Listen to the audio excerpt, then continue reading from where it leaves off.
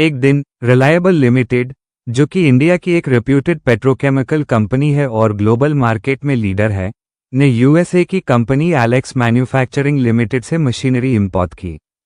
Machinery के payment के लिए रिलायबल लिमिटेड ने एक बिल ऑफ एक्सचेंज ड्रॉ किया मनीष के नाम पर, जो मुंबई का रेजिडेंट था।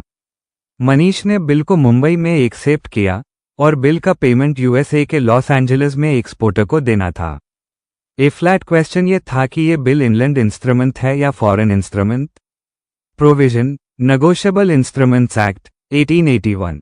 एक इंस्ट्रूमेंट जो इनलैंड इंस्ट्रूमेंट नहीं है, यूज फॉरेन इंस्ट्रूमेंट माना जाता है। Promissory note bill of exchange या चेक इनलैंड इंस्ट्रूमेंट तब माना जाता है जब इंस्ट्रूमेंट इंडिया में ड्रॉ किया गया हो और इंडिया में पेबल हो, या इंस्ट्रूमेंट इंडिया में ड्रॉ किया गया हो और इंडिया के रेजिडेंट पर ड्रॉ किया गया हो। कंक्लूजन, इस केस में बिल को इनलैंड इंस्ट्रूमेंट माना जाएगा, फॉरेन इंस्ट्रूमेंट नहीं।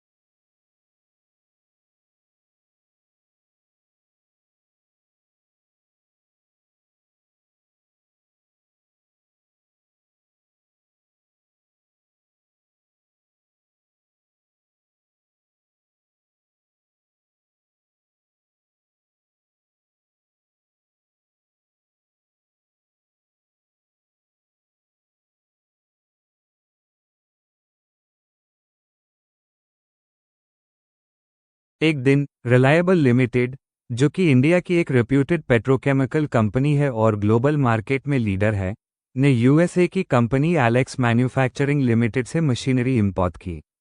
मशीनरी के पेमेंट के लिए रिलायबल लिमिटेड ने एक बिल ऑफ एक्सचेंज ड्रॉ किया मनीष के नाम पर, जो मुंबई का रेजिडेंट था।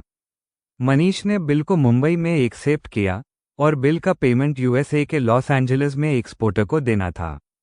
ए फ्लैट क्वेश्चन ये था कि ये बिल इनलैंड इंस्ट्रूमेंट है या foreign instrument. Provision negotiable instruments act 1881। एक इंस्ट्रूमेंट जो इनलैंड इंस्ट्रूमेंट नहीं है, यूज फॉरेन इंस्ट्रूमेंट माना जाता है। Promissory note bill of exchange या चेक इनलैंड इंस्ट्रूमेंट तब माना जाता है जब इंस्ट्रूमेंट इंडिया में ड्रॉ किया गया हो और इंडिया में पेबल हो, या इंस्ट्रूमेंट इंडिया में ड्रॉ किया गया हो और इंडिया के रेजिडेंट पर ड्रॉ किया गया हो। कंक्लूजन, इस केस में बिल को इनलैंड इंस्ट्रूमेंट माना जाएगा, फॉरेन इंस्ट्रूमेंट नहीं।